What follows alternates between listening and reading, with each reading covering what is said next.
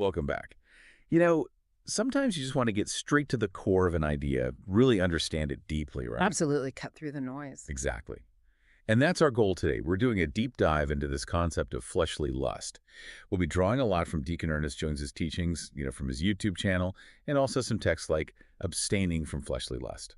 And it's worth noting, Deacon James studies under Elder Michael Johnson, who's a pastor and master Hebraist, really an expert in Paleo Hebrew. So that perspective definitely informs the understanding we'll be exploring. Right. So our mission, if you will, is to kind of unpack where these desires come from, how they grow, the consequences, and importantly, how we might navigate or overcome them, all through this specific lens. Yeah, looking at teachings, scripture, the whole picture. Okay, and just a quick heads up on language before we jump in. Yep. Following Deacon James's approach, rooted in that Paleo Hebrew understanding, you'll hear us use specific terms. Mm. For people of the faith, we'll say Jews are followers of Christ. And instead of the common term for the Son, we'll use salvation of Jehovah. Got it. And naturally, we'll use Jehovah instead of divine. Also, when we quote Bible verses, we'll just say the book, chapter, verse, like John 3:16, no dots or colons. Makes sense. Keeps it clean. So Deacon James kicks things off with this really compelling idea. He compares giving in to fleshly lust. He compares it to addiction.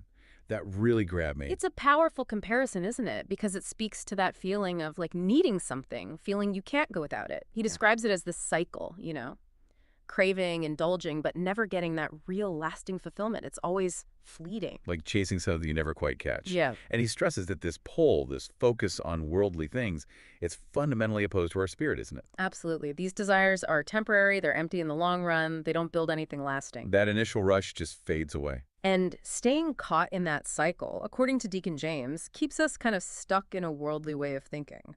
It hinders our spiritual growth.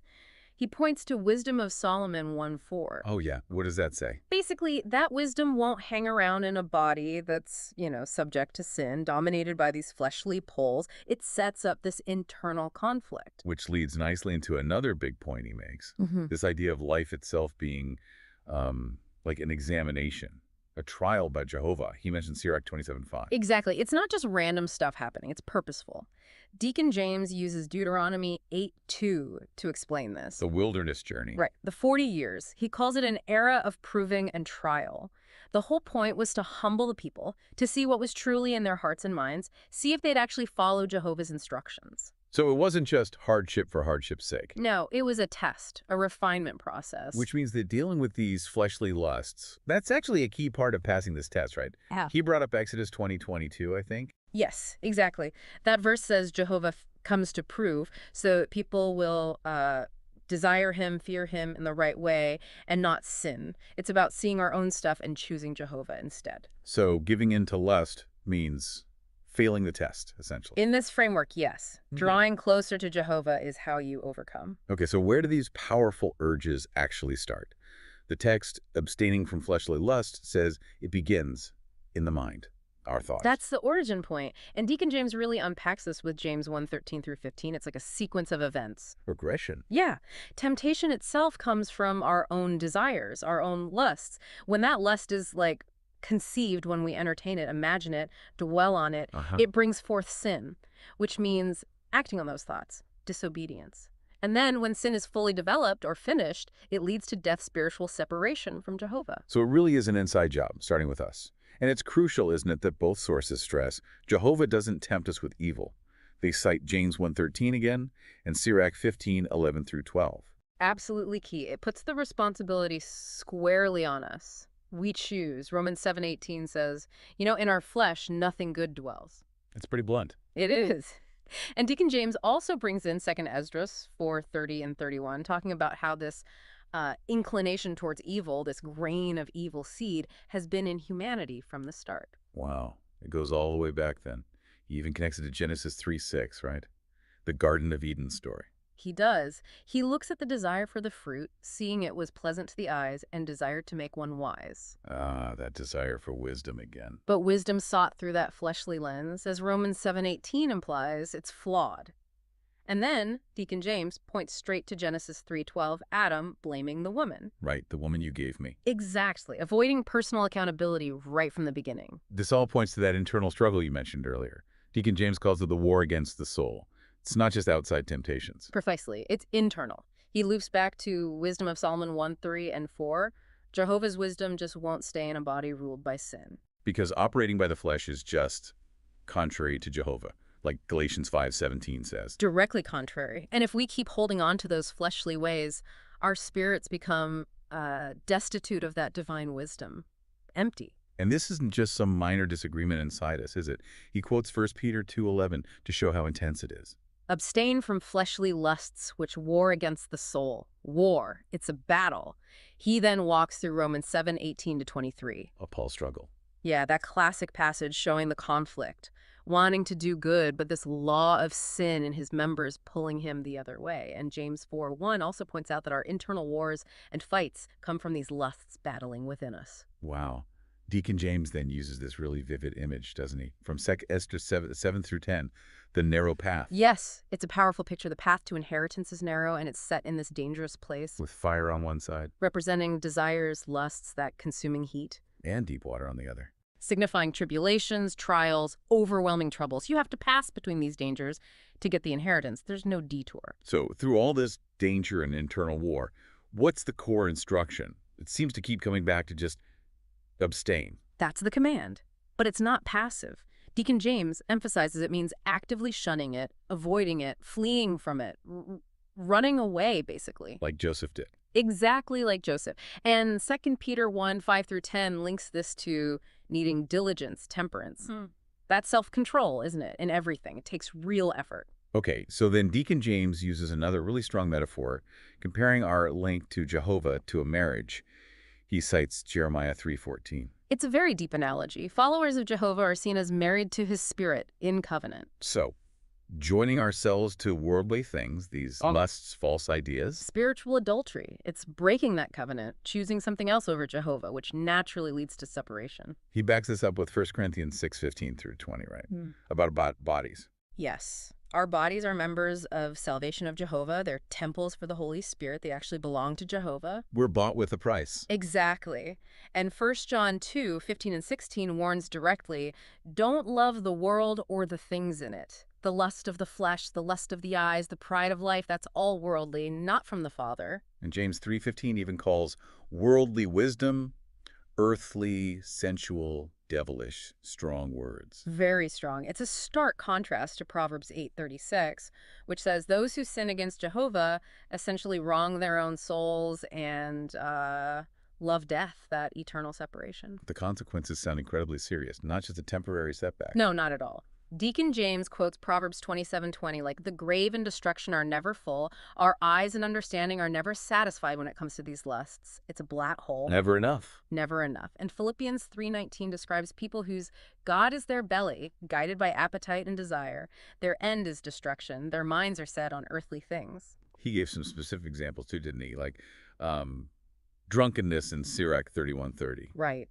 Showing how one indulgence fuels others leads to more trouble. He also talks about spiritual instability, James 1:8, the double-minded man. Unstable in all his ways. And the example of Reuben, Genesis 49:3 and 4, and going back to 35:22. That single act of uncontrolled lust had lasting consequences for his inheritance. It's chilling how lust can actually, cloud our judgment, mess with our understanding. That's what Wisdom of Solomon 4:12 says, the bewitching of naughtiness, lust, obscures honest things. It undermines understanding. And Proverbs 7 through 10, the simple young man falling for the harlot. A classic warning. And the danger isn't just acting on it, but even looking to lust. Sirach 9:7 and 8 warns about that, and Salvation of Jehovah himself in Matthew 5:28. Looking with lust is already committing adultery in the heart. Exactly. And then there's the issue of sinning after you know better. Hebrews 10:26 talks about willful sin after receiving the knowledge of the truth. There remains no more sacrifice for sins. And Proverbs 6:32 says, whoever commits adultery lacks understanding and destroys his own soul. Deacon James connects this kind of deliberate choice to John 8:44, doing the lusts of your father, the devil. He also mentioned Jude 1:11, the way of Cain. How does that connect? Cain's offering, as described in Genesis 4:3-5, represented the works of his own hands, his fleshly effort, not what Jehovah required. It was rejected. Ah, okay. And this ties into the idea that lust can make you unable to tell truth from lies, like Genesis 4:12. Right, Cain becoming a fugitive and vagabond, unable to draw strength from the ground. Deacon James interprets this symbolically as being unable to discern true doctrine, always wandering after falsehoods. Wow. And Sirach 23:16 and 17. That imagery is intense. The burning fire of desire that won't be quenched. And the whoremonger who won't cease till he's consumed, taking any doctrine like taking any flesh. It paints a picture of being completely controlled and insatiable. Okay, so given all this, the addiction, the war, the consequences, what's the way out? How do we break free? Well, the absolute foundation, according to Deacon James, is Jehovah's word. 1 Corinthians 2:7 talks about the hidden wisdom, the mysteries Jehovah ordained. Things kept secret. Yes, and Exodus 20:21 shows Moses drawing near into the thick darkness where Jehovah was. You have to get close to understand these deeper truths. So drawing near through the word is crucial. But he also mentioned something kind of sobering, that Jehovah might let people follow their own desires if they just refuse to listen, like in Psalms 81:11 and 12. Yes, Israel would none of me. So I gave them over unto their own heart's lust, and they walked in their own counsels. It really underscores the element of choice. Jehovah respects our choice, even if it leads us away. So it really comes down to us. We either hold on to the fleshly way, or we choose to forsake it and draw near to Jehovah. That's the core decision. And the example of Joseph we touched on earlier, Genesis 39:7-9, is so powerful. He didn't just resist, he fled. He recognized it as sin against Jehovah. That recognition seems key. Absolutely. So Deacon James kind of wraps things up with some verses offering that path forward, right? Yeah. Galatians 5:16. Yes. Walk in the Spirit, and you shall not fulfill the lust of the flesh. It's a promise tied to an action. And Romans 12:1 and 2. Present your bodies as a living sacrifice, holy, acceptable unto Jehovah, and be not conformed to this world, but be transformed by the renewing of your mind. It's about offering ourselves completely and letting Jehovah change how we think. Okay.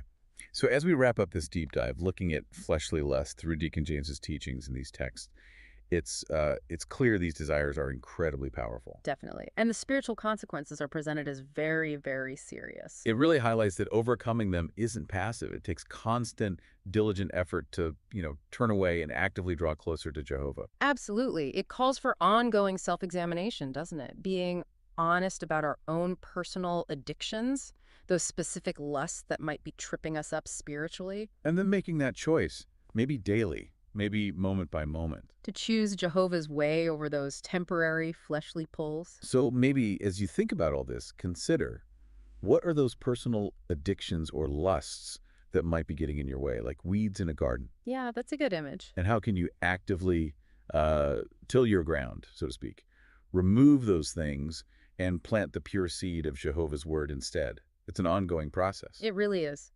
And maybe a final thought to leave with is from 2 Peter 1:10 and 11.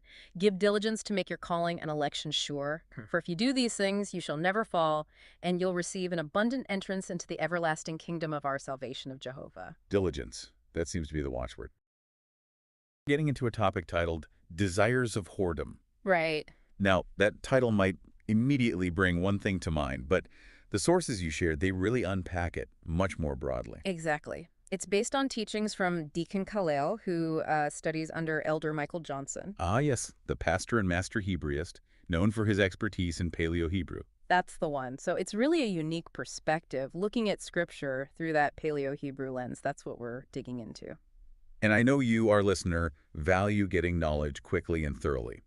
So this material dives into something complex, often misunderstood, but we're aiming to pull out the core insights clearly. Yeah, the goal is to unpack these concepts, drawing from Deacon Kahleial's teaching and a video transcript he did, hopefully offering some, surprising insights without getting bogged down. So the main focus is understanding these desires of whoredom as essentially desires that go against Jehovah's will, stemming from the heart. Precisely. Rooted in what the scriptures call the deceitful human heart, and ultimately leading towards, spiritual separation. Okay, so our mission today is to extract those key points from Deacon Kahleial's perspective, informed by that Paleo Hebrew understanding, and see how it might apply, in daily life. Let's do it. All right, so let's start right at the beginning. How does this teaching actually define desires of whoredom? Well, the definition they give is pretty comprehensive. It's basically any desire that stands in direct opposition to the ways of Jehovah. So not just physical acts. Not at all. That's key. Yeah. It includes physical intimacy, outside marriage, sure, but it's much wider. It covers lustful thoughts, any longing that pulls you away from Jehovah towards darkness. Okay. They see these desires as coming from our sort of fleshly nature, a general misalignment, really. Right. And a big scripture that comes up is Jeremiah 17:9. Yes.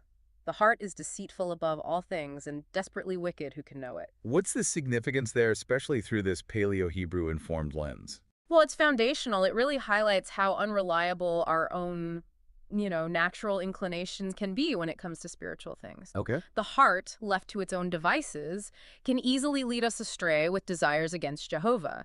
It's a warning, like in Sirach 5:2, not to just follow your own mind and strength. Don't just trust your gut feeling on everything spiritual, essentially. Exactly, because that heart can be, well, deeply corrupt and lead to things you're accountable for. That really shifts the focus inward. Now, the teaching also links lust and fornication to this really intense image, an unceasing fire, from Sirach 23:16. Yes, a fornicator in the body of his flesh will never cease till he hath kindled a fire.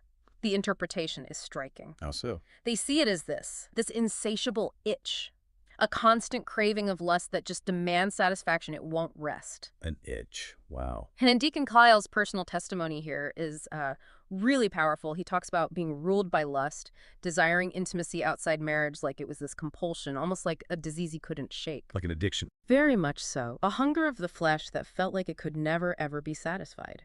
Hearing it put that way makes it feel very real.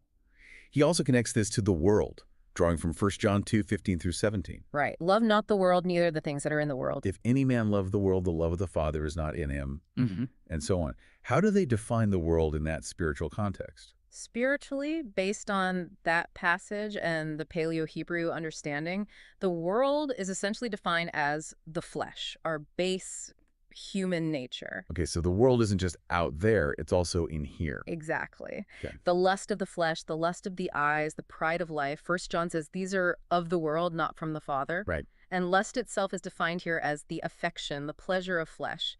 It's tied closely to concupiscence. Concupiscence, what does that mean exactly in this context? It means that intense desire of the flesh, covetousness, inordinate affection, just wanting. Got it. And crucially, desires develop from worldly exposure.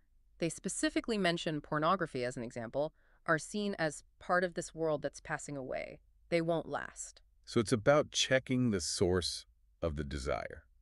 Is it from Jehovah or from the flesh, the world? Precisely, which leads right into the warning against relationships based only on, looks or lust. What's the danger there, according to the teaching? The danger is that you're just following the flesh. You're ignoring the person's inner spirit, their character. Focusing only on the outside. Yeah. And that focus on physical beauty can even make you justify darkness, in yourself or in the other person, overlooking serious flaws just because of physical attraction. That sounds like a recipe for disaster, spiritually and emotionally. It's seen as incredibly risky, putting yourself in a very dangerous position. Okay. Now, the teaching also gets into the spiritual meaning of terms like daughter, son, and Israel, especially regarding Deuteronomy 23:17. Yes. There shall be no whore of the daughters of Israel, nor a sodomite of the sons of Israel. What's the interpretation offered there? Looking through that Paleo-Hebrew lens, daughters and sons aren't strictly gendered, but mean offspring, male and female, referencing Genesis 5:1 and 2. Offspring, okay. And Israel. Israel is understood spiritually. It means Jehovah's servant, or he who struggles with Jehovah or strives with God. So putting that together. The verse means none of the offspring, male or female, of Jehovah's servants should be fornicators, prostitutes, or sodomites. It's a standard for all who serve Jehovah. A universal principle for them and their descendants, yes. Which connects to the idea of looking with lust being adultery in the heart, Matthew 5:28. Whosoever looketh on a woman to lust after her hath committed adultery with her already in his heart. How do they draw the line from lustful looking to whoredom? Well, they equate adultery with unfaithfulness, obviously, but also link it to fornication and even idolatry turning from Jehovah. Then they link fornication to lust and lust back to this broader idea of whoredom. So the conclusion is that, look, that internal desire is spiritual whoredom. The thought itself matters deeply. Wow. It really drives home the importance of our inner state. Yeah. And Deacon Kahleial shares more personal experience with this, with pornography addiction. He does. He's very open about being a slave to lust, addicted from a young age. How did that affect him?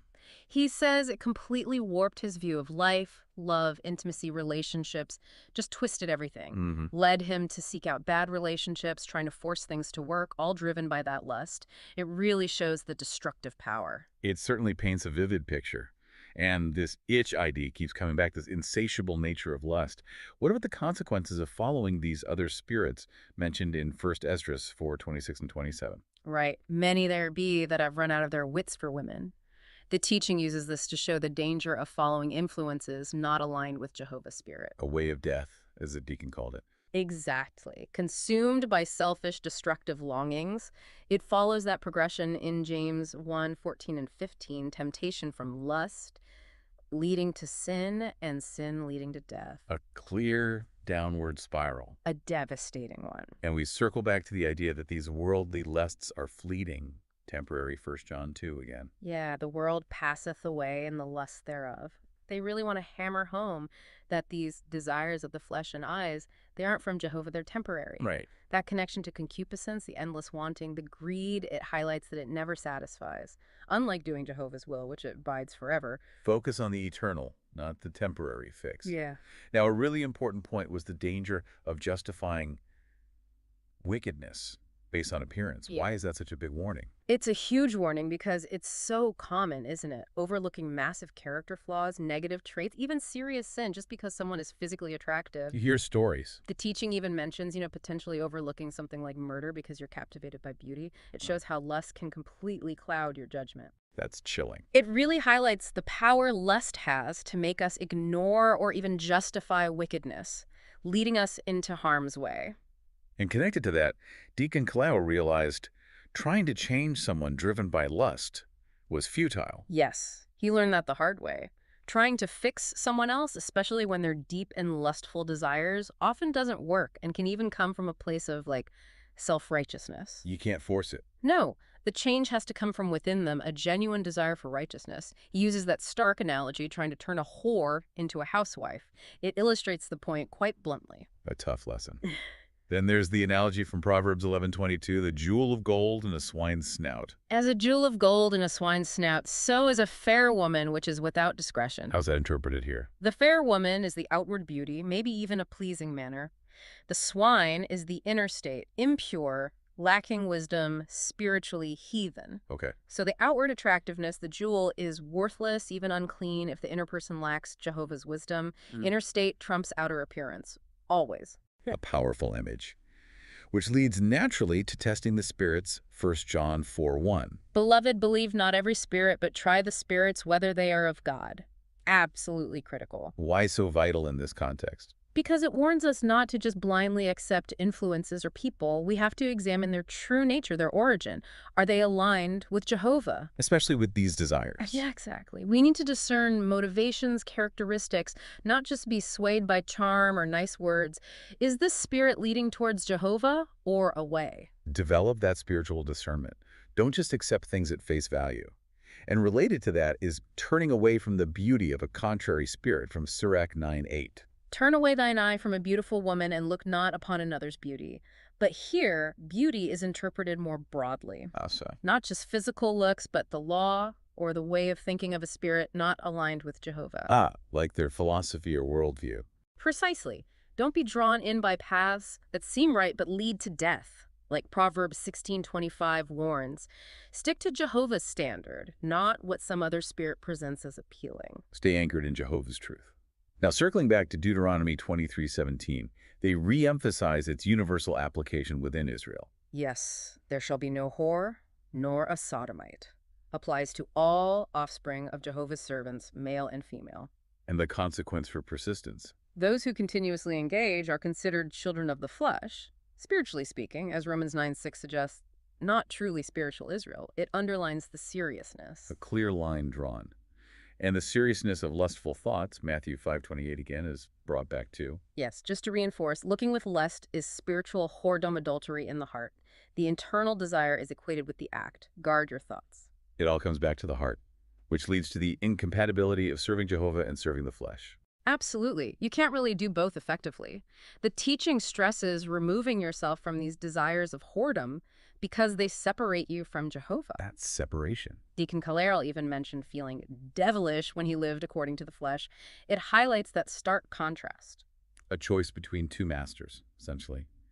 And freedom isn't achieved through willpower alone. Definitely not. The teaching is firm. True freedom from the bondage of flesh, and these desires only comes by turning to the Spirit of Jehovah. For strength, guidance. For everything. Our own strength just isn't enough. Jehovah's word is the key resource. Recognizing our limits and relying on Jehovah. The teaching also mentions attracting Sirach 13:16. All flesh consorteth according to kind, and a man will cleave to his like. It's natural, isn't it? What are the implications here? Well, if you harbor these desires of whoredom, you'll naturally gravitate towards others who do too, which can just reinforce the cycle, make it harder to break free. Watch your associations. Be mindful of who you spend time with. And there are consequences for cleaving to harlots, Sirach 19:2. Yes. He that cleaveth to harlots will become impudent. And harlots here means those acting contrary to Jehovah. And impudent means? Shameless, hardened, losing respect. It leads to pride, a negative influence. Which connects to 1 Corinthians 5:11, not keeping company with a so-called brother who is a fornicator, covetous, etc. Right.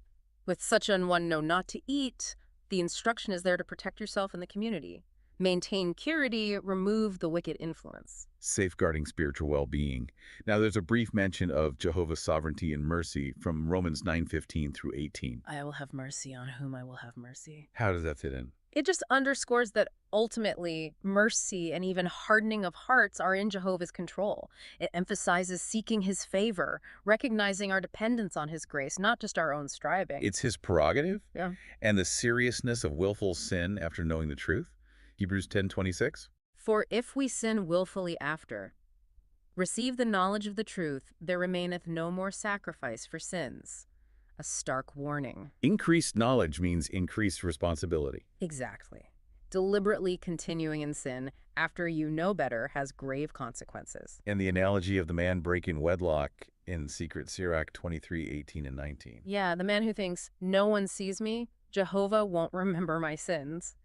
It illustrates the foolishness of thinking we can hide things, especially these desires, from Jehovah. Because he sees everything. Everything. Sirach 39:19 reinforces it. Nothing can be hid from his eyes. Total omniscience.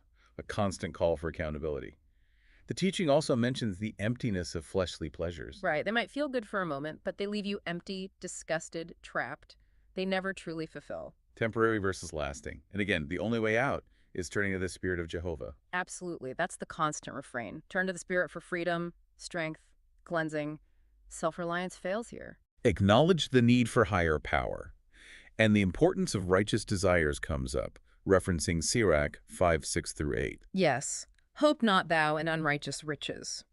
It advises turning away from vain hopes, from concupiscence, from just following your own heart's strength. And Instead, cultivate a desire to always serve Jehovah. Avoid greed and lust. Contrast worldly desires with righteous ones. reorienting our longings.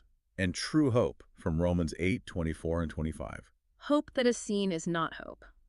True hope is patiently waiting for the unseen, the eternal. Worldly desires are about the immediate, the seen, which ultimately isn't true hope. An eternal perspective again. The spiritual dictionary link between sensual desires and whoredom is mentioned too. Just briefly, yes. It highlights that sensual or whorish desires are inherently tied to whoredom, to unfaithfulness against Jehovah. Reinforcing that broad definition. Yeah. And the finality of judgment, Ecclesiastes 12:14. For God shall bring every work into judgment with every secret thing. A powerful reminder that everything counts. Everything will be assessed. Ultimate accountability. Then there's advice to flee youthful lusts. 2 Timothy 2:22 and Ecclesiastes 11:9 and 10. Right. Flee those intense youthful desires. Ecclesiastes reminds us that even if youth seems like a time for indulgence, judgment will come. Childhood and youth are vanity, fleeting. Make wise choices early and choose Jehovah's wisdom. Proverbs 5:1-8. My son, attend unto my wisdom. It urges seeking Jehovah's understanding to avoid this strange woman, interpreted as that perverted spirit whose ways lead to death. Choose Jehovah's guidance over deception. Exactly. And resist the adversary, James 4:7. Submit yourselves therefore to God, resist the devil, and he will flee. How does that apply? First, submit to Jehovah, then actively resist the devil, those temptations, those influences towards whoredom. That resistance weakens their hold. An active stance. What about suffering for righteousness? Hebrews 11:25. Choosing rather to suffer affliction with the people of God than to enjoy the pleasures of sin for a season. It's about valuing righteousness and eternity over temporary sinful pleasure. Prioritizing eternal values. And the reward for resisting Sirach 19:5. Yes. He that feareth God shall have a crowned life. Encouragement that resisting wickedness, resisting these desires, leads to a positive, lasting reward. A promise for choosing right. The role of righteous pastors is briefly noted too. Jeremiah 3:15. And I will give you pastors according to mine heart, which shall feed you with knowledge. Shows the value of good spiritual leadership in this battle. They provide guidance. Spiritual mentorship helps. Then the call to present our bodies as living sacrifices, Romans 6:12. Romans 6:12-16 says, don't let sin reign, yield your members to righteousness. And Romans 12:1-2, present your bodies holy, acceptable, be transformed by renewing your mind. What's the practical takeaway? It's a total dedication. Don't use your body for sin, use it for Jehovah. Actively renew your thinking to align with his will. Full surrender. Total surrender. Yeah. And actively putting earthly desires to death, Colossians 3:5-7. Mortify therefore your members, which are upon the earth. It lists specific things: fornication, uncleanness, inordinate affection, evil concupiscence, covetousness, which is idolatry. These are the roots of whoredom. Exactly. We're told to actively kill these impulses within us. A conscious effort. And setting our minds on things above, Colossians 3:2. Set your affection on things above, not on things on the earth. Focusing on the spiritual weakens the pull of the earthly, the fleshly desires. Redirect your focus. Cultivate that spiritual mindset. The perfection of Jehovah's word is also highlighted, Psalms 19:147. Yes, Psalms 19:7-9 calls the law perfect, converting the soul, making wise, pure, enduring. Psalms 147:19-20 notes, Jehovah gave his statutes to Israel. So scripture is. It's the ultimate weapon, the perfect guide. It transforms, enlightens, endures. It empowers us to overcome these desires and live righteously. The ultimate resource. And it all culminates in the command to love Jehovah fully, Deuteronomy 6:5. And thou shalt love the Lord thy God with all thine heart and with all thy soul and with all thy might. How does that tie it all together? That's the foundation. If your love for Jehovah is total, your desires will align with his. You'll find the strength to resist what goes against him, including these desires of whoredom. It all stems from that love. The core relationship. Now, the teaching gets really specific, using that spiritual dictionary to trace the path from these desires to darkness. Can you walk us through that progression? It's quite a sobering breakdown. It starts with the heart, will, desire, faith. That leads to desire, wanting, longing. Okay. Desire intensifies to craving, lust, covetousness, that itch. Craving becomes lust itself, greed, fornication, whoredom. It keeps escalating. Then concupiscence, that inordinate affection of the flesh. That leads to naughtiness, more lust, whoredom, which defines someone as a harlot, even devilish. Wow. Then whoredom is equated with idolatry, leading towards less, meaning abominable evil. Then just evil works of flesh, sin. Then wickedness, unholiness, lasciviousness. And the end point.